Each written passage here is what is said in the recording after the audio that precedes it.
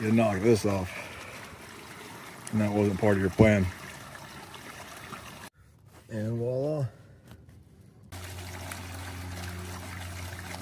Well, after many failed experiments, go ahead and with this little guy and put some silicone WD-40 on it. Just make it a little bit easier to get off, because I would like to do some other stuff to this. Make it hand tight for now, and then go turn the water on. Let's see what happens.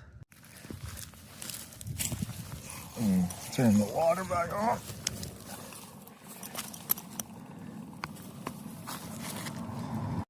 And voila.